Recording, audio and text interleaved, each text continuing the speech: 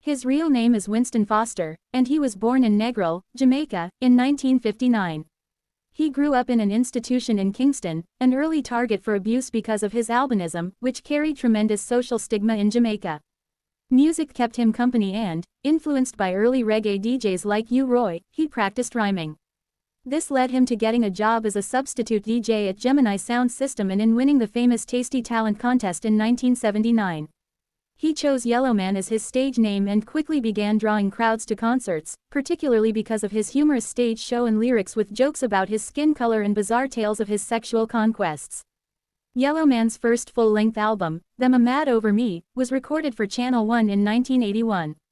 Among his early successes were singles like Me Kill Barney, Operation Eradication and the scandalously Slack Shorties, which Peter Tosh condemned as degrading to women. But when he partnered with pioneering dancehall producer Henry Junjo Laws, Yellowman rose to stardom internationally. The 1982 LP Mr. Yellowman was released by Greensleeves and is still often acclaimed as his best album. In 1982, Yellowman was diagnosed with skin cancer, and was told that he only had 3 more years to live. However, this prognosis proved to be inaccurate, and after several surgeries Yellowman was able to continue his career. The cancer went into apparent remission during this time. In an interview with a local tabloid, The Gleaner, Yellowman, Jamaica's first dancehall superstar, was quoted as saying, "It's only when me come out that people like me started to show up, because them used to hide away from shame.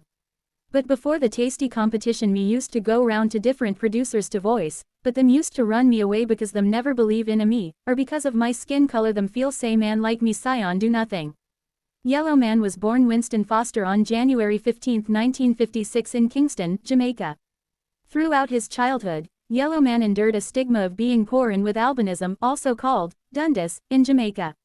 This is his story. As an infant, he was abandoned by his parents most likely because he was born with albinism. He miraculously survived the ordeal and was raised at the Maxfield Home Orphanage, Eventide Home and the famous Alpha Boys School, a Catholic-run vocational residential school on South Camp Road in Kingston, Jamaica.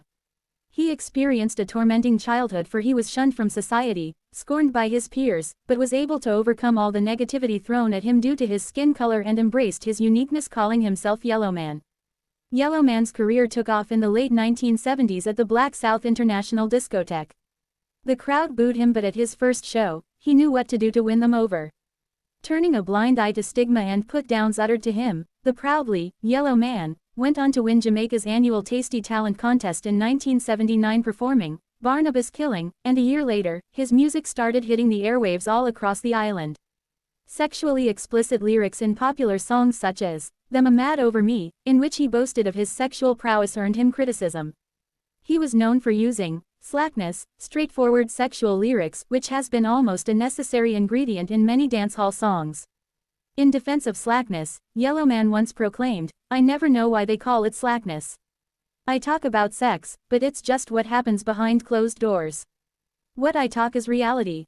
The dancehall guy rose to superstar status in the 1980s during a time when roots reggae was flourishing with big names like Bob Marley, Peter Tosh and Jimmy Cliff. In 1981, Yellowman signed to Columbia Records and became the first dancehall artist to sign a deal with a major U.S. label. He released Zunguzinguzinguzang in 1983, which became a huge success and remains one of Jamaica's most sampled songs to this day, having been sampled by rap heavyweights like Tupac, Notorious B.I.G., Dead Prez, Eazy-E KRS-One and Black Star, Mos Def and Talib Kweli.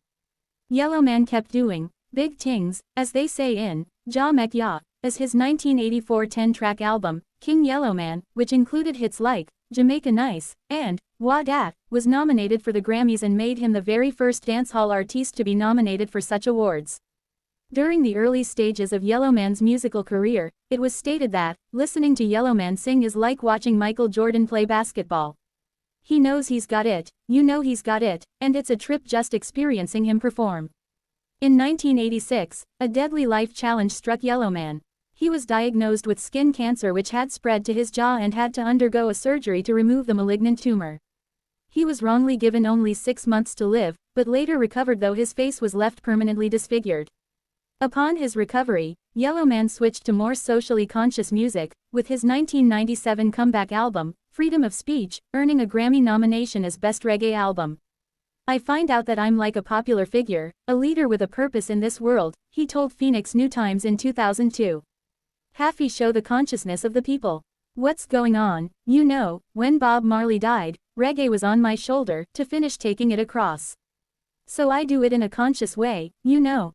Yellowman's initial, slack, style of more sexually provocative lyrics remains the most influential and paved the way for countless dancehall toasters to follow. Although sometimes overshadowed by the work of such DJs as Shabba Ranks who rose to prominence after him, Yellowman is regarded the original king of dancehall reggae. Yellowman, a father of 6, continues to perform internationally with his Sagittarius band.